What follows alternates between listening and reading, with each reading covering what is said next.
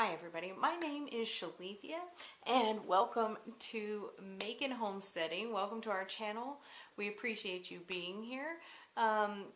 Myself and my husband John Macon will be on sharing with you guys as we go through this adventure to make this a homestead.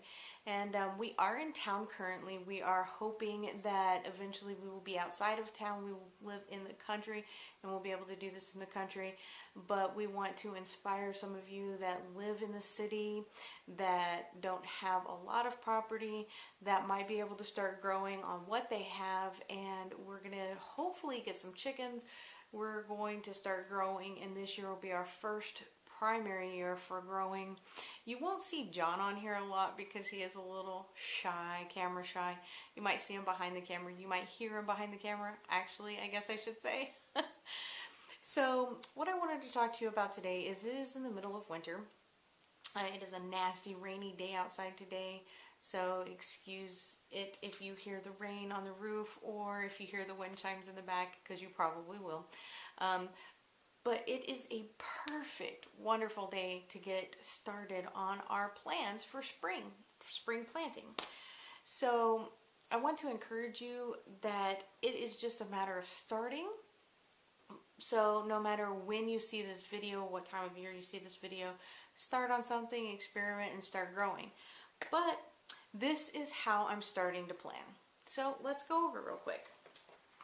So look, we live in zone 8A. So if you guys live in this zone, the first frost date in fall is going to be November 25th and the last frost date is going to be March 5th. These dates are going to vary,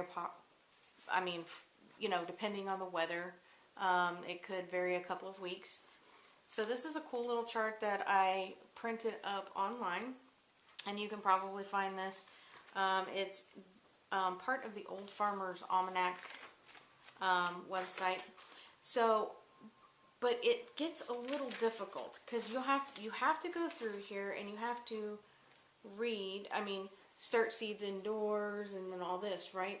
And you kind of have to. It just gets difficult trying to figure out where in March. This looks like middle March for beans, right? So there's a much easier way, and I would like to share it with you today. And this is how I got my dates for my start dates. And using a calendar, just a regular calendar, of course, you know. So this is what we do, or this is what I did. And I will leave the link down below to his website, but it's really awesome. No, I'm not getting paid to talk to you about this, but it's called Clyde's Garden Planner. Okay, this little thing is $5. That's it. And it's really cool because what it is you see this red line right here. You move it according to your last frost date, depending on where you're at, and it will tell you. Like ours is, and it comes with a national average date of your frost. So I'm just going to take ours for example, and I'll fold this over so I can show you exactly what I'm talking about here. Alright, so we live in Kerrville, Texas. So the closest location to us is San Antonio, Texas, which is about an hour away. And if you go over, it says March 5th is the last frost date for spring, and you'll go up here to see that last average frost, right? And November 25th is the first possible frost date most of the time on average. So this can get you started at least. So you'll go to this, and spring is on this side, fall is on this side, so it's pretty cool. So you go to the spring one, and it's going to be between March 1st and 8th. Okay, so we're going to put our line right there. And he has a video on his website, I'll link it down below, that explains how to use this probably better than what I'm explaining, but It's a pretty cool tool. So you're going to have your key down here, and it's going to say anything starred. Plants are recommended, not seeds. So basically to start the seed and, you know, grow them indoors or start them from a plant. Indoor seed date right here is SI. FP is first outdoor. Okay. And you're going to just go over that. Sorry, my tea is screaming. I'll be right back. Sorry for that interruption. The tea was howling, and I'm back. But lovely. Green tea and mint. Wonderful for an upset stomach. I don't have an upset stomach, but it's just nice. Calming. All right. Anyways, back at it. So again, this shows you all the different things and all when to do the indoors, when the expected harvest dates are, whenever, how far apart to plant them, the rows, and all sorts of goodies. All sorts of goodies.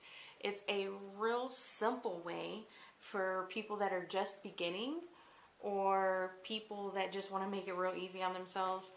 And frost dates vary from year to year. Usually you can find it, and it says right here on the instructions, because it does come with an instruction thing, but it says general dates only.